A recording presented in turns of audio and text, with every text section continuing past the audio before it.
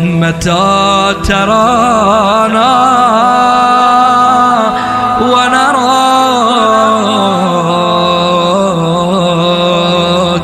متى ترانا.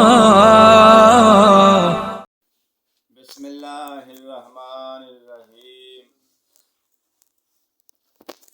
موضوع کلام ہے مفرد اور مرکب.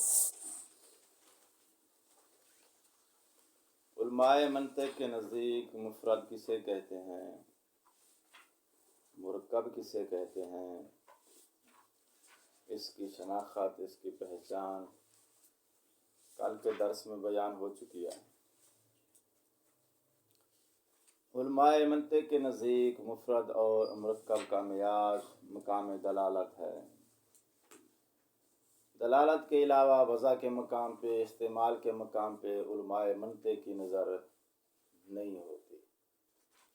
وہ دونوں مقام منظور نظر ہیں علماء لغت اور نحو و صرف ادبیات کے جو علماء ہیں وہ اس مقام پہ بحث کرتے ہیں مفرد اور مرکب کی کیفیت سے. علماء منطق مفرد اور مرکب دلالت کے مقام پہ دیکھتے ہیں.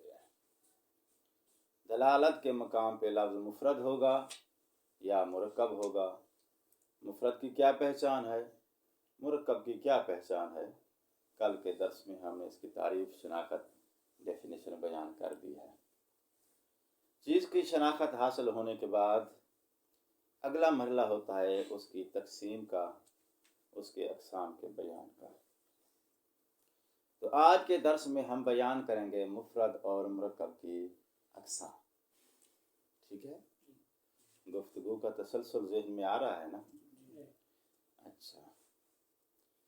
اور کل ہم نے ایک سوال جو ہے تشنہ چھوڑ کے چلے گئے، اور اس امید پہ علماء کرام غور و فکر فرمائیں گے. اگر کسی کے پاس اس کا جواب ہے تو ہمارے ساتھ شیئر کریں تاکہ گفتگو کا سلسلہ آگے بڑھایا جا سکے.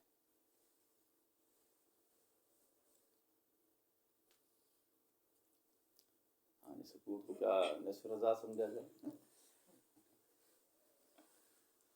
ٹھیک ہے، مرضی آپ کو. یہ جو بحث کر رہے ہیں طلاق لفظیہ وضعیہ اس اعتبار سے بحث ہے. دلالت لفظیہ وضعیہ کے اعتبار سے لفظ یا مفرد ہوتا ہے یا مرکب ہوتا ہے. دلالت لفظیہ وضعیہ کی آگے تین قسمیں ہیں: مطابقی، تضمنی، التزامی. تو جب آپ لفظ یا وضعیہ کو معیار قرار دو گے تو یہ لفظ شامل ہے تینوں اقسام کو. اس کا مطلب یہ ہے کہ تم نے مفرد مرکب میں تینوں اقسام کو داخل کر دیا ہے. مطلق ہو جائے گا کیونکہ آپ نے جو ہے وہ مقسم کو جو ہے وہ معیار بنا دیا. مقسم اقسام کو شامل ہوتا ہے. جب مقسم کو معیار بنائیں گے تو اس کا مطلب ہے تینوں قسم کی دلالتیں جو ہیں وہ مفرد اور مرکب ہونے میں عمل دخل رکھتی ہیں. ہاں جی، غور و فکر نہیں کیا ہے؟ احسن.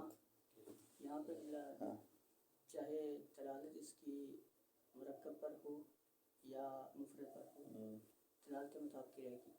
مفرد کی چاروں قسموں میں مرکب دلالت مطابق رہے گی. آپ کے جواب کا خلاصہ یہ بنا کہ مفرد ہونے کا اور مرکب ہونے کا معیار دلالت مطابقی ہے. لفظ معنی مطابقی پہ دلالت کرے تو مفرد ہوگا، معنی مطابقی پہ دلالت کرے تو مرکب ہوگا. تو مرکب میں جو معنی ایک سے زیادہ ہوتے ہیں وہ سب معنی اس کے مطابقی معنی ہوں تو وہ مرکب ہوگا. اگر ملے جلے ہوں، کچھ مطابقی ہیں، کچھ التزامی ہیں، کچھ تضمنی ہیں، تو ایسی صورت میں وہ کلام یا وہ مرکب نہیں کہلائے گا. ایسے چلو جلیل عباس صاحب کیا کہتے ہیں؟ دو ہی صورتیں ہیں ہمارے پاس. ایک صورت ہے کہ مقسم دلالت التزامی یا تضمنیہ قرار دیں، اور دوسری صورت ہے کہ دلالت مطابقیہ کو مقسم قرار دیں. اگر تضمنی اور التزامیہ قرار دیتے ہیں تب بھی ان میں دلالت مطابقیہ ہوں. اگر مطابقیہ کو قرار دیتے ہیں تو واضح ہے کہ دلالت مطابقیہ مقسم ہے. اب आपके जवाब के मुताबिक दलालत मुताबिकिया जो है वो मकसम सही है। आसान आसान। शाकिर आप तो कल नहीं थे ना, सवाल आप तक पहुंचा है नहीं पहुंचा? नहीं पहुंचा। और कौन? मुस्लिम आप भी नहीं थे? आसान आप थे। क्या जवाब है इसका? कौन सी दलालत लफ्ज़ मौजू मकसम है, मुफरद मुरक्कब इसकी दो किस्में हैं। हमने कहा है कि ये लफ्ज़ मौजू की जो तकसीम है बाएतबार दलालत है, फी मकाम दलालत है। दलालत के मकाम पे लफ्ज़ मौजू या मुफरद होगा या मुरक्कब होगा। किस मकाम पे मुफरद मुरक्कब होगा? दलालत के मकाम पे। इस्तेमाल के मकाम पे ना, वज़ा के मकाम पे ना। वो दोनों मकाम हमारे बहस का हिस्सा नहीं है, वो नाहवियों का काम है। उधर मंतकी मुफरद मुरक्कब जो है वो किस मकाम पे देखते हैं? दलालत के मकाम पे। तो दलालत के एतबार से लफ्ज़ मौजू या मुफरद है या मुरक्कब है। सवाल ये था कि जब दलालत के एतबार से मौजू लफ्ज़ मौजू मुफरद और मुरक्कब होता है तो इस दलालत से मुराद कौन सी दलालत है? किस दलालत को मियार बना के तुमने लफ्ज़ मौजू की दो किस्में बनाई हैं, मुफरद और मुरक्कब? दलालत मुताबिकी को, तज़म्मुनी को, इल्तिज़ामी को, या मुतलक? जैसे कि आगे जान ने फरमाया मुतलक कोई भी दलालत हो।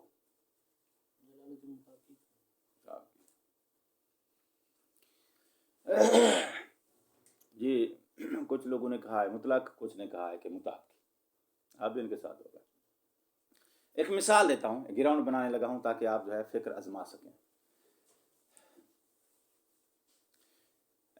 जोरहा ज़ैदुन,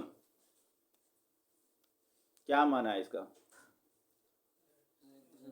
ज़ैद जख्मी हो गया है।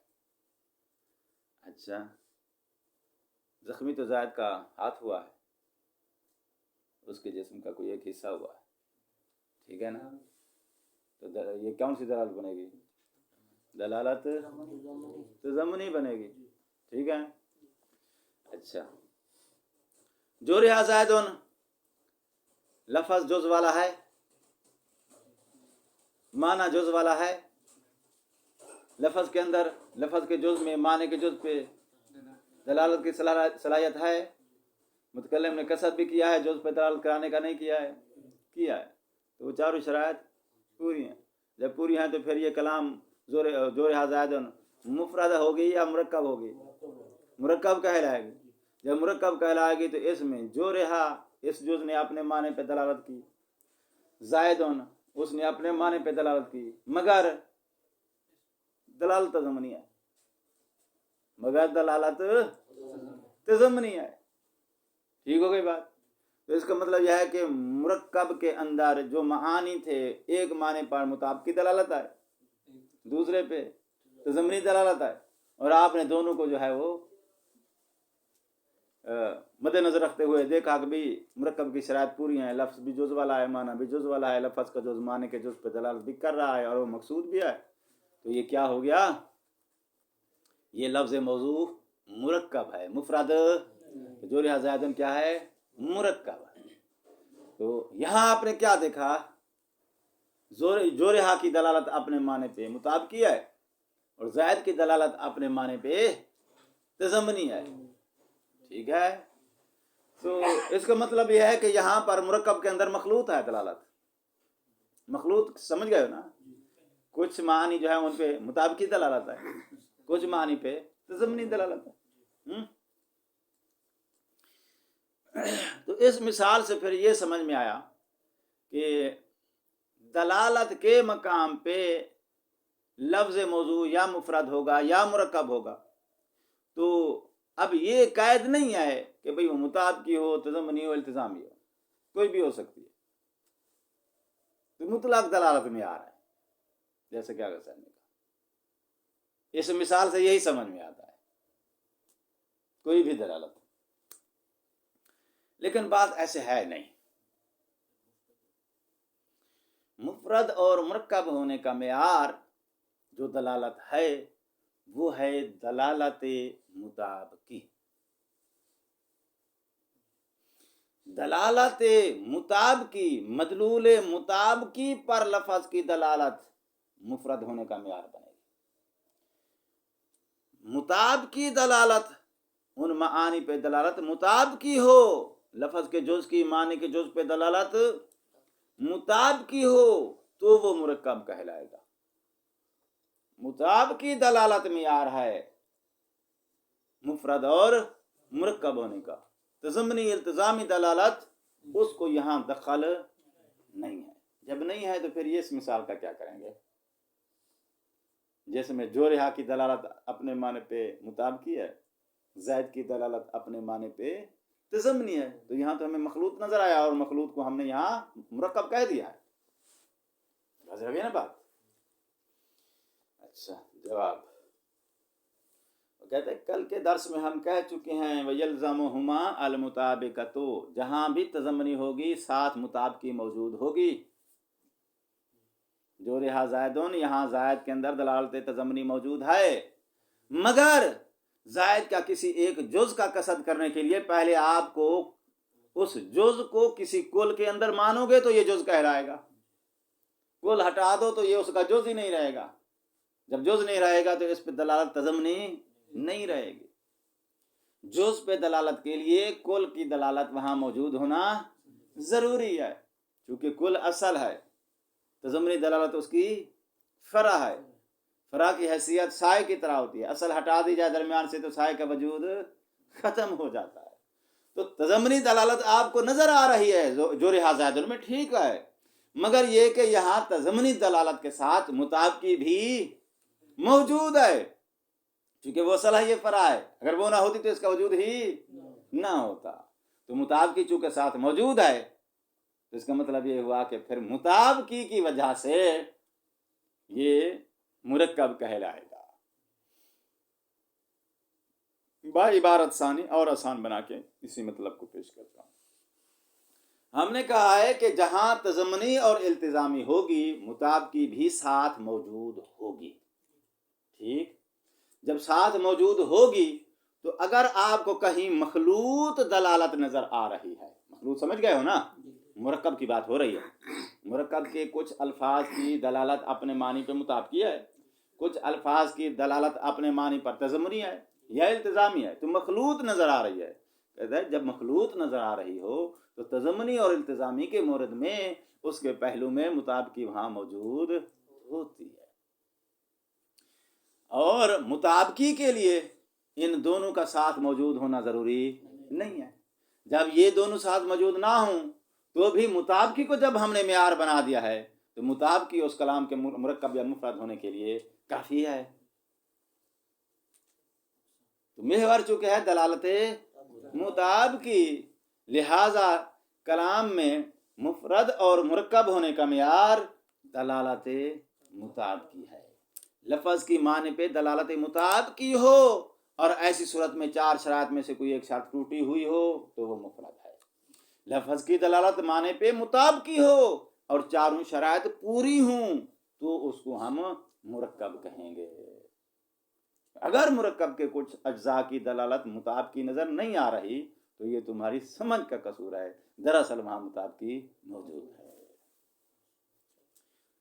تو سوال کا جواب یہ بنا کہ مفرد اور مرکب یہ دو قسمیں ہم نے بنائی ہیں لفظ موضوع کی با اعتبار دلالت، اور اس دلالت سے مراد دلالت مطابقی ہے.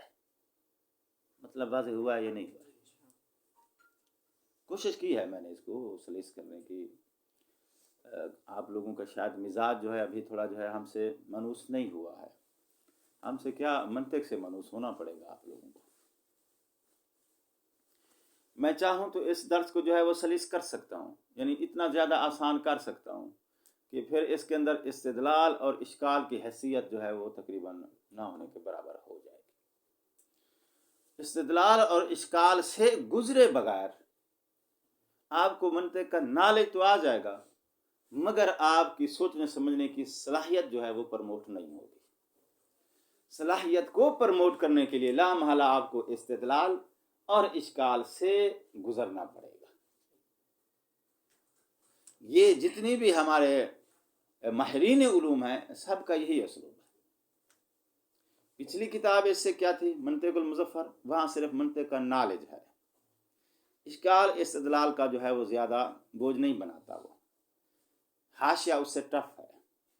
जब आप शमसिया में जाएंगे तो शमसिया में उसने जो है वो इससे भी ज़्यादा मतालब यही रहेंगे, मगर इस्तिदलाल और इश्काल उसने इतना ज़्यादा वहाँ दकीक तरीके से बयान किया है कि मतालिब को समझना इश्काल और इस्तिदलाल को समझने से काफ़ी आसान है, लेकिन इश्काल समझना इस्तिदलाल समझना ज़्यादा दकीक है।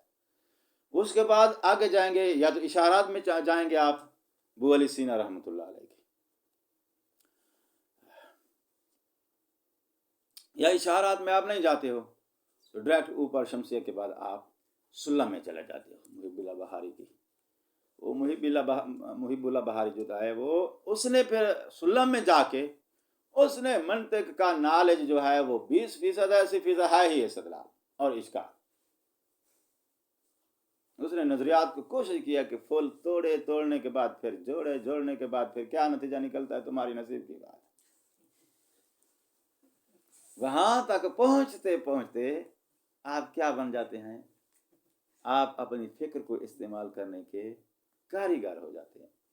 फिक्र को इस्तेमाल करने का कारीगर मंतिक याद करने से नहीं, फिक्र को इस्तेमाल करने से बनता है। और फिक्र इस्तेमाल कहाँ होती है, इस्तिदलाल में और इश्काल में। ठीक है जी। इसलिए मैं रोज़ाना आपको फिक्र इस्तेमाल करने का मौका और माहौल बना के देता हूँ, लेकिन आप जो है शायद इसको अभी तक जो है वो कबूल नहीं कर रहे हैं, ज़हनी तौर पे आमादा नहीं हो रहा है, मनूस नहीं हो सके इससे, तो आपको होना पड़ेगा। ठीक है ना। तो टॉफ़ी बच्चा शौक़ से खाता है, दवा कोई भी शौक़ से नहीं खाता है। टॉफ़ी के अंदर जो है वो ज़रर मौजूद होता है, और दवा ज़रर को दूर करने के लिए होती है। जो ज़रर दूर करने के लिए है वो जबरन खिलाना पड़ती है, जिसमें ज़रर का एहतमाल है वो शौक़ से खाते हैं बच्चे। तो आप जो अंदाज या तर्ज आप पहले सुनते या पढ़ते रहे हो वो नजह में तो नहीं चलेगी। टॉफ़ी वाला माहौल नहीं है यहाँ तो आपको सिरा भी देना पड़ेगा और अगर सिरा किसी को कड़वा लगता है तो इंजेक्शन का भी ऑप्शन है, मगर आपको गुजरना इसी इस्तिदलाल और इश्काल से गुजरना पड़ेगा। इससे गुजरे बगैर आप ना मंतकी बन सकते हो, ना आप उसूल में जो है वो तहवील हो सकते हो, क्योंकि मंतिक तना है दरख्त का। ठीक है। आगे इस तने की शाखें निकलती हैं। फलसफा और उसूल ये दो शाखें हैं किसकी, इस तने की, जिसका नाम मंतिक है। तो अगर आप इससे ना गुजर सके, इस्तिदलाल और इश्काल को फेस ना कर सके, तो आपका सफ़र ना फ़लसफ़े की तरफ मुमकिन रहेगा ना ही उसूल की तरफ। और जो यहाँ नियत करके बैठे हैं कि दोनों पे सफ़र करेंगे वो तो हो ही नहीं सकता है। ठीक है। तो फिर बेहतर ऑप्शन यही है कि वो नाफ सर आपको आती है तो जुल मज़ार याद करो और वापस पलट जाओ। सुर पकाते वतन पे आ।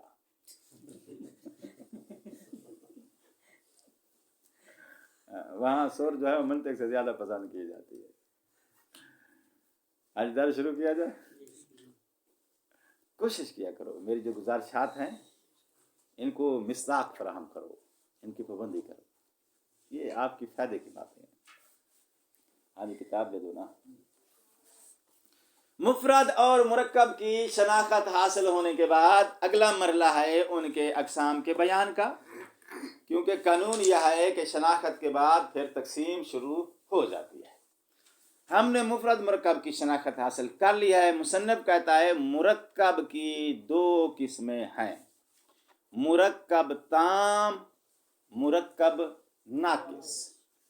ताम क्या है, मा यसीहु अस्सकूतु अलैहि, कंप्लीट बात जिसके बोलने के बाद सुनने वाला मजीद इंतजार में न रहे। यसीहु अस्सकूत का क्या माना है, मजीद इंतजार में न रहे, کہ بھئی اگلی بات کہے تاکہ مجھے اس کے معافی ضمیر کی سمجھ آئے کہ یہ کیا کہنا چاہتا ہے. تو کلام کے اندر معافی ضمیر کمپلیٹ ادا ہو جائے، ایسی کلام کو کیا کہتے ہیں؟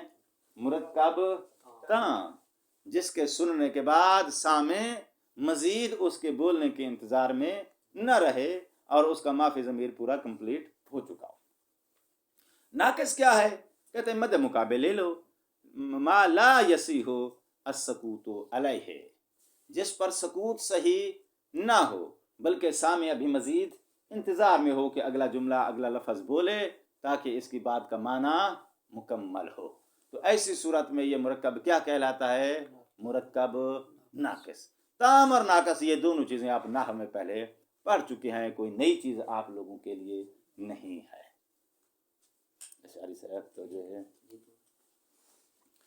اچھا جی، مرکب تام کی مثال کیا ہے جی؟ مرکب تام کی مثال جملہ خبریہ ہے، جملہ فعلیہ ہے. تام کی پھر دو قسمیں ہیں. تام کی پھر دو قسمیں ہیں جی، کون کون سی؟ خبر اور انشاء. خبر کسے کہتے ہیں؟ ما یحتمل الصدق والکذب، ایسی بات جس کے اندر صدق اور کذب کا احتمال ہو، ایسی بات کو خبر کہتے ہیں. اور جس کا بات کے اندر صدق اور کذب کا احتمال نہ ہو اسے انشاء کہتے ہیں. تو انشاء ہو یا خبر ہو، یہ دونوں کیا ہیں؟ مرکب تام کی دو قسمیں ہیں.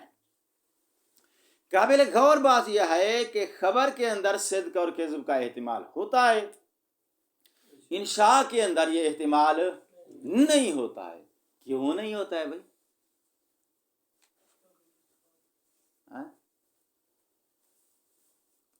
نبی حضرات توجہ فرمائیں. خبر کے اندر تو ہے احتمال، انشاء کے اندر نہیں ہے. جی فرمائیں.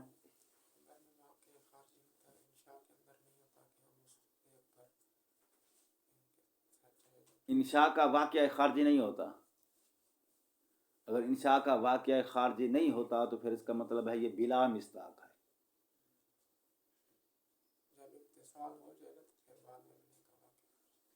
امتثال کے بعد اس کا جو ہے وہ مصداق ہوتا ہے، قبل الامتثال اس کا مصداق نہیں ہوتا. تمنی اور ترجیح بھی انشاء ہیں، ان کا جو ہے وہ امتثال نہیں ہوتا.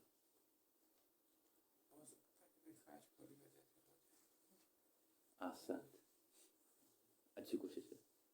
اور مانندہ مشارکہ فی الجواب. انشاء کے اندر صدق اور کذب کا احتمال نہیں ہوتا. کیوں نہیں ہوتا؟ اس کیوں پر غور کرو. منطق کسی کا نام ہے. کیوں کہے بغیر گزر جاؤ گے تو اس کا مطلب ہے آپ نے اپنی فکر کو اپلائی نہیں کیا. فکر اپلائی کرو. ہاں جی، کسی کے پاس جواب وہ شیئر کرے ہمارے ساتھ. انشاء میں صدق اور کذب کا احتمال کیوں نہیں ہوتا؟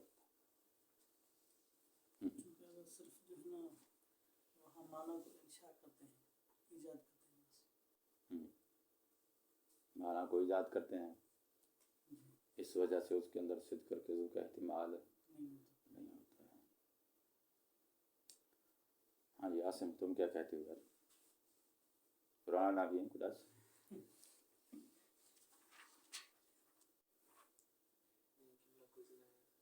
چلو ٹھیک ہے. توجہ فرمائے. توجہ کی آپ لوگوں نے، ماحول بن گیا ہے تاکہ اس کو جو ہے وہ واضح کیا جا سکے. تھوڑا دائیں بائیں آپ جو ہے وہ جوابات دے رہے ہو، لیکن جہاں کہتے ہیں نا وہ خارش ہو، مچھر جہاں کاٹے، دائیں بائیں آپ اگر جو ہے وہ کھجلی کریں تو سکون نہیں آئے گا. اسی جگہ پہ آپ کھجلی کریں گے تو جو ہے وہ، یہ فطرت ہے نا انسان کی. تو پرفیکٹ جو نقطہ ہے نا جواب کا، اب میں وہ دینے لگا ہوں. دائیں بائیں آپ نے جو ہے تھوڑا تھوڑا قریب قریب تھے. صدق اور کذب صفت ہے حکایت کی. ٹھیک ہے، کس کی صفات ہیں؟ حکایت کی. انشاء کے اندر حکایت نہیں ہوتی، اس لیے اس کے اندر صدق اور کذب کا احتمال نہیں ہوتا. خبر کے اندر حکایت ہوتی ہے. ٹھیک ہے، خبر کے اندر حکایت ہوتی ہے، اس لیے اس کے اندر صدق اور کذب کا احتمال ہوتا ہے. परफेक्ट जवाब है ना, ठीक जगह पर मैंने जो है वो निशानदेही की है ना। अच्छा, वाक्य से होती है ना, तो वही मतलब खबर में वाक्य होता है जिसकी हिकायत की जाती है, और इंशाअल्लाह में कोई वाक्य नहीं होता। वाक्या माजी में भी हो सकता है, वाक्या मुस्तकबिल में भी हो सकता है। तो वाक्या मेयार नहीं है, वाक्य की हिकायत मेयार है। चूंकि उसके अंदर हिकायत है, इसलिए सिद्क और किज़्ब का उसके अंदर जो है वो इहतिमाल है। इंशाअ के अंदर हिकायत नहीं है, इसलिए सिद्क और किज़्ब का इहतिमाल नहीं है। बाकी रही ये बात कि हम कन्फर्म कब करेंगे कि ये वाक़या सादिक है या काज़िब है, तो मुस्तकबिल की खबर है तो इंतजार किया जाएगा, माजी की खबर है तो दलील लाई जाएगी। वो वाक़ये की जरूरत हमें कब पड़ती है, उसकी मुताबिकत और अदम मुताबिकत चेक करने के लिए, उसके सिद्क और किज़्ब का फैसला देने के लिए वाक़ये की जरूरत होती है। हम बात फैसले की नहीं कर रहे, हम बात ये कर रहे हैं कि इंशा के अंदर सिद्क और किज़्ब का इस्तेमाल होता क्यों नहीं है, इसलिए कि उसके अंदर हिकायत नहीं होती है। खबर के अंदर हिकायत होती है, इसलिए वो सिद्क और किज़्ब का इस्तेमाल रखती है। तो फिर अब खबर आ गई तो उसके अंदर हिकायत आए, जब हिकायत है तो सिद्क और किज़्ब का इस्तेमाल है। अगली बात जो है बाद में शुरू करेंगे, उसको क्या कहते हैं, तहकीक, कि वाक़या सादिक है या वाक़या नहीं है। अगर मुताबिकत रखती है वाक़ये के साथ तो सादिक है, मुताबिकत नहीं रखती है वाक़ये के साथ तो वाक़ये की जरूरत आपको कब पड़ेगी, जब आप इसकी सिद्क की और अदम सिद्क यानी किज़्ब की आप तहकीक का मरला शुरू करेंगे। अच्छा भाई बात, तो हम जो है वो तहकीक के मरले की तरफ अभी नहीं जा रहा है। हम किस मरले में बैठे हैं, सिर्फ उन दोनों की डेफिनेशन दे रहे हैं कि खबर क्या है जिसके अंदर सिद्क और किज़्ब का एहतिमाल हो। क्यों एहतिमाल होता है, इसलिए कि वो मुश्तमिल अलल हिकायत होती है, किसी चीज़ की वो हिकायत कर रही है। इंशा के अंदर सिद्क और किज़्ब का एहतिमाल नहीं होता है। क्यों नहीं होता है, क्योंकि वो किसी शय की हिकायत पर मुश्तमिल नहीं होता है। खलस ना। हाँ जी, ये खबर है कि आसमान ऊपर है, अब इसमें सिद्क और किज़्ब है। हाँ जी, मलिक साहब का सवाल यह है कि कुछ अखबार ऐसी हैं जो मकरून बिल सिद्क होती हैं, जैसे अल समाउ फौकाना, आसमान हमारे ऊपर है, ठीक है, या नबी और इमाम की महफिल में आप तशरीफ फरमा है, नबी और इमाम ने आपको कोई खबर दी है, तो ये अखबार क्या होती हैं, मकरून बिल सिद्क होती हैं। ठीक हो गई बात। तो जब मकरून बिल सिद्क हैं तो इसके अंदर तो आप दोनों चीज़ों का इस्तेमाल तो नहीं है, वाज़ेह हो गई ना बात। हाँ, वो कहता है हम जो है खबर कते नज़र उसके लवाजमात की बात कर रहे हैं। आपने खबर के साथ मुखबिर को शामिल कर लिया है, जिसकी वजह से वो वन वे हो गई है। वन वे समझते हो, यानी उसके अंदर जो है वो नतीजा कन्फर्म हो गया है कि वो सादिक है। हम खबर कता नज़र उसके लवाजमात के, लवाजमात क्या हैं, उसकी सिदाकत के कराइन हो सकते हैं, उसकी किज़्ब के कराइन हो सकते हैं, मुखबिर की हैसियत हो सकती है, वगैरह वगैरह। ये क्या हैं, लवाजमात हैं। वो लवाजमात जब आप खबर में आप साथ मिलाएंगे तो लामहला उसका कोई एक नतीजा कन्फर्म हो जाएगा। हम लवाजमात को खबर की डेफिनेशन में दखल नहीं देना चाहते, हम खबर समझाना चाहते हैं कि खबर मिन हैसुल खबर क्या है, क्या है, या तमिलुल सिद्का वल किज़्बा। तो लवाजमात अगर हटा दिए जाएं तो हर खबर के अंदर हिकायत है। जब हिकायत है तो अक्ल की नज़र में दोनों एहतिमाल उसके अंदर मौजूद होते हैं। क्योंकि हम मुतकल्लिम को थोड़ा दखल दे रहे हैं, हम इस नज़र से थोड़ा देख रहे हैं कि ये कुरान की आयत है। लवाजमात को दखल नहीं दे सकते, क्योंकि मंतिक अकल से शुरू होती है, मजहब से नहीं। मजहब को आप दखल नहीं देंगे, इसमें जानिबदारी आ जाएगी। जब जानिबदारी आ जाएगी तो इसका मतलब है आपने तहकीक का आगाज ही जो है वो मुसावी नुक्ते से नहीं किया है, और मुसावी नुक्ते से तहकीक का आगाज ना करना इसे जानिबदारी कहते हैं। जानिबदारी जो है वो आपके इंसाफ पे क्रॉस का निशान लगा देगी। मुहक्किक कहाँ से तहकीक शुरू करता है, मुसावी नुक्ते से, और मुसावी नुक्ता क्या है, यह तामिलुल सिद्का वल्किज़्ब बराबर पॉइंट है। समझ आई है बात? ये दकीक है, मुहक्किक की जिम्मेदारी बहुत दकीक है। फलसफे के बारे में जो उलमा के माबैन इख्तिलाफ है कि ये जायज़ है या हराम है, उसकी वजह यही है कि फलसफा नाज़िक बहस को शुरू करता है मुसावी नुक्ते से, जो हक और बातिल के दरमियान का मुसावी नुक्ता है, वहाँ से तहकीक शुरू करता है। और फिर कुछ लोग ऐसे होते हैं जिनके पास अदिल्ला ना काफ़ी होने की वजह से वो शुबहात के ज़ेर असर आ जाते हैं, तो शुबहात उनके हक़ाइक़ को मुशव्वश कर देते हैं। तो कहते हैं फलसफा पढ़ने से पहले जो मेरा अक़ीदा था वो भी खराब हो गया। तो फलसफे का कसूर नहीं है, एक बंदा जो है वो ठीक से कारीगर नहीं है और एसी खोल के बनाना शुरू कर दे, तो या यह है कि उसको बिजली का करंट पड़ेगा या एसी खराब करेगा, तो उसका अपना कारीगर ना होना उसने फन पे ब्लेम कर दिया है कि फन में डिफेक्ट है।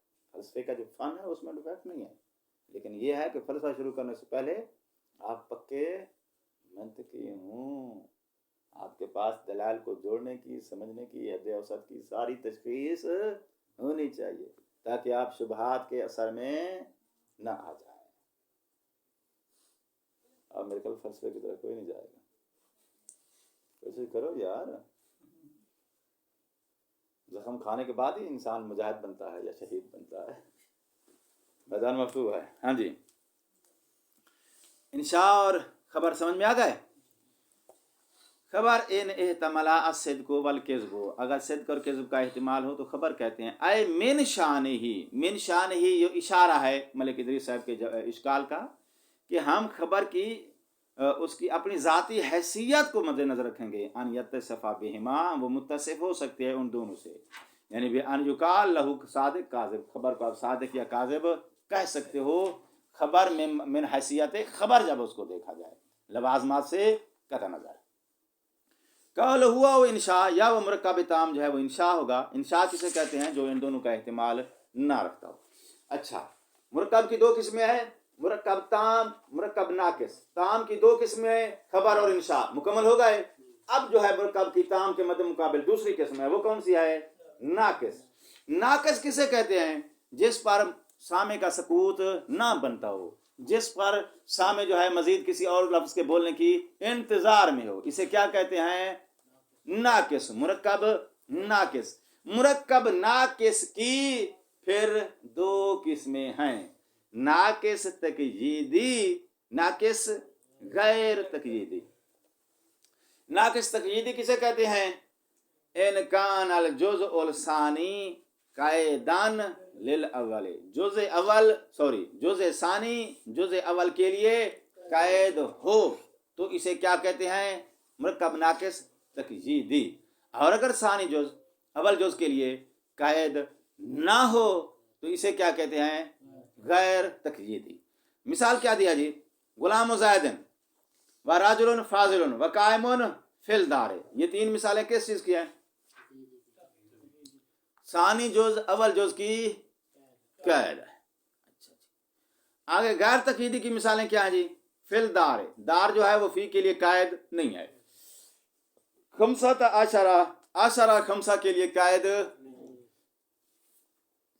मिसालें सुन लिया आपने। अब समझना यह है कि इस जुज़ सानी जुज़ अव्वल के लिए कायद हो तो तकयीदी, कायद ना हो तो गैर तकयीदी। ये जुज़ सानी जुज़ अव्वल के लिए कैसे हम समझेंगे कि कायद है और यहाँ कायद नहीं है? कोई समझ है किसी के पास? जैसे गुलाम कहते हैं, अगर फकत गुलाम कह रही है तो वो तमाम दुनिया में जितने गुलाम पर सादे कहते हैं, लेकिन अगर गुलाम और ज़ैद कहेंगे तो वो फकत ज़ैद का गुलाम हो जाएगा। आसान, तो आसान। आओ लफ्ज़ कायद जो है पहले इसको समझ लेते हैं ताकि फिर हमें समझ आ जाए कि ये जो सानी अव्वल के लिए कायद है या कायद नहीं है। तो कायद की डेफिनेशन क्या है? कायद से उसकी मुराद क्या है? कायद का मतलब होता है बड़े दायरे को छोटा दायरा करना।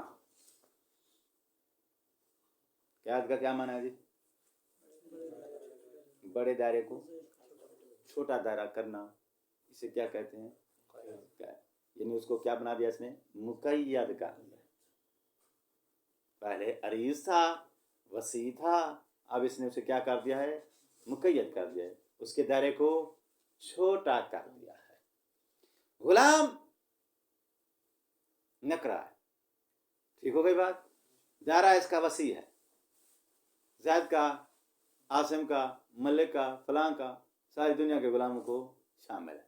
जो सानिया आपने लगाया, जो सानी लगाने से पहले उसका दायरा जितना बड़ा था अब उतना नहीं रहा है। जो सानी ने आके उसके दायरे को क्या कर दिया है, छोटा कर दिया। तो गुलाम ज़ैद का लफ्ज़ लगाने के बाद अब गुलाम से आप हर किस्म के गुलाम का तस्वर नहीं लेंगे। ज़हन में तस्वर किसी की तरफ जाएगा, उसी बंदे की तरफ जो ज़ैद का गुलाम है। अच्छा, कैद समझ में आ गई। तो कैद होती है इजाफत में, मुरक्कब इजाफी में मुजाफ इलाह मुजाफ के लिए कैद होती है।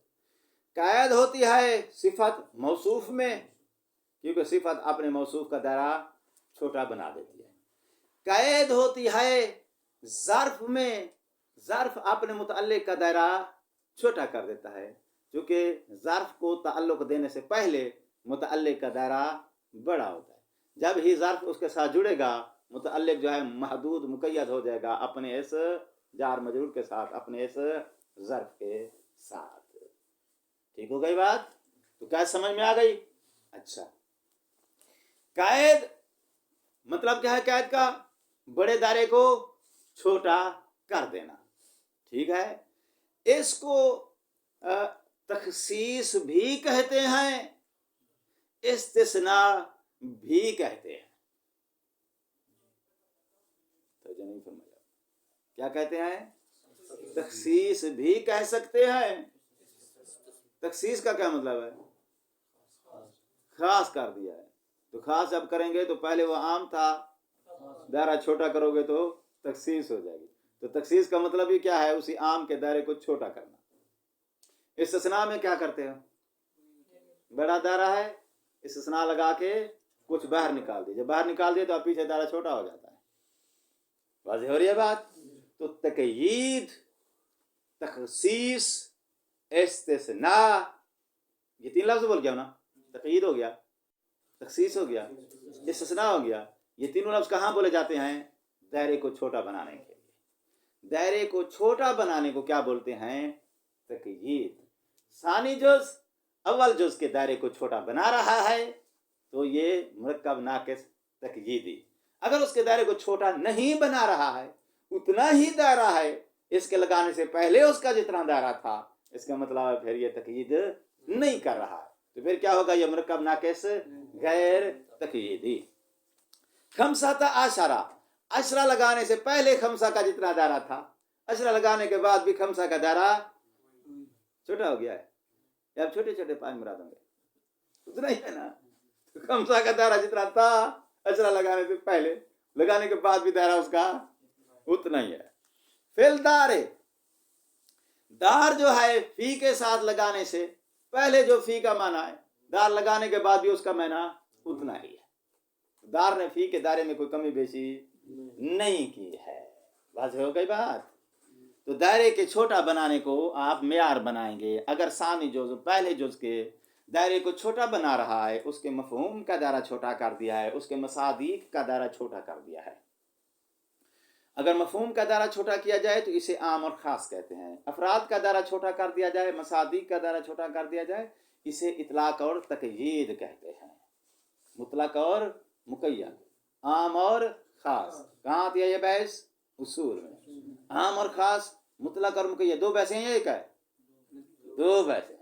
आम और ख़ास का ताल्लुक़ मफ़हूम के साथ है, ख़ास आके आम के मफ़हूम को छोटा बनाता है। मुतलक़ मुक़य्यद का ताल्लुक़ मसादीक और अफराद के साथ है। जब मुक़य्यद कैद आ जाएगा तो मुतलक़ के अफराद का दायरा छोटा कर देगा, मसादीक का दायरा छोटा बना देगा।